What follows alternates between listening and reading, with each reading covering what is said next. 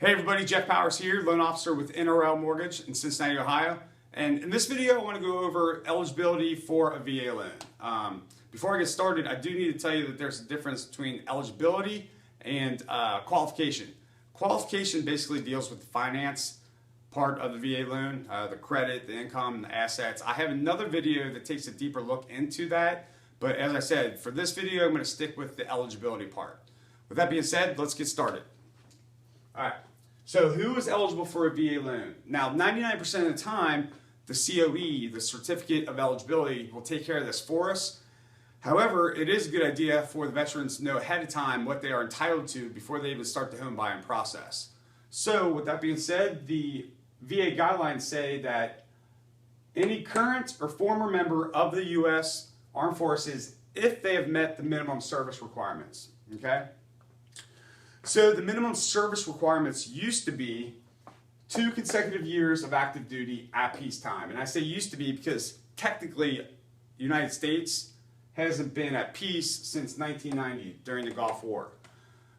Since we are technically at wartime right now, a whole different set of parameters are used, and I'll go over those right now.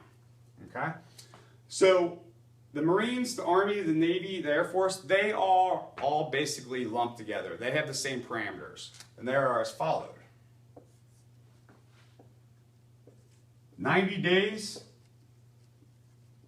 in combat zone,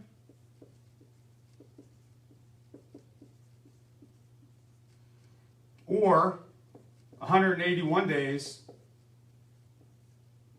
in non-combat zone.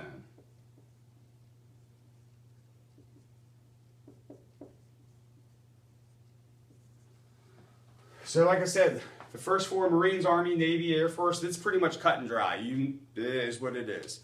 But the bottom 3, Reserves, National Guard, and Coast Guard, we just need more information. So what we need to know is whether or not they've been activated. So as I said earlier, pretty much since 1990, we've been in war. And chances are, anyone in the Reserves, the National Guard, or the Coast Guard has already been activated. So if that's the case, if they are activated, then they would follow the parameters of the Marines, Army, Navy, and Air Force. 90 days in the combat zone and 181 days in the non-combat zone. Okay? So that's the first thing, activated.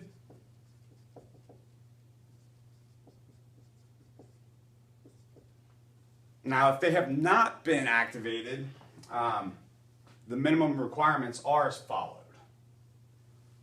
6 years, and also they need 16 points.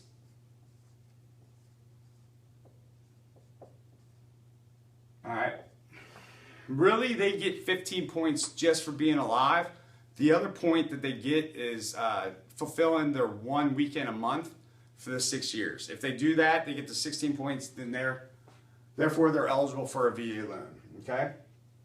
So 15 points plus the 1 point for the weekend, 1 weekend a month, equals good to go. That is if they have not been activated. Now, this covers about 90% of the VA loans that I do. Now, there are a couple parameters that we look at for eligibility of a VA loan that they're not as popular. One of them is an unmarried spouse.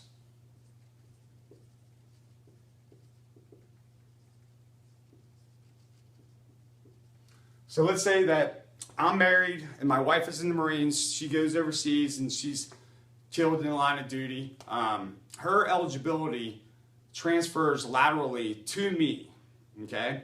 As an unmarried spouse, I am now eligible for a VA loan. However, if I decide that I want to get married a few years down the road and I have not used her eligibility, then I actually lose that eligibility. That's no longer granted to me. So just remember that. Another one is medical discharge.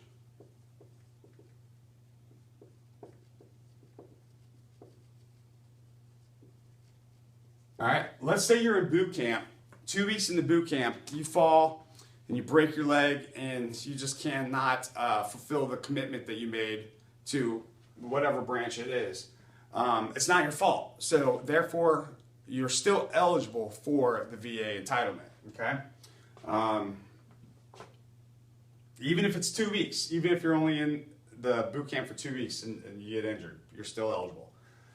The third one is missing in action or prisoner of war.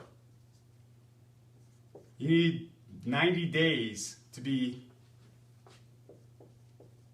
considered missing in action or a prisoner of war before your spouse is eligible for a VA loan. So hopefully this gives you a little bit of insight on the eligibility of a VA loan. If you have any more questions, please get a hold of me. My phone number is 513-607-0377. Leave me a message on Facebook, LinkedIn, or if you want to email me, it's jeff.powers@nrlmortgage.com. I appreciate your time and I look forward to talking to you soon. Thank you.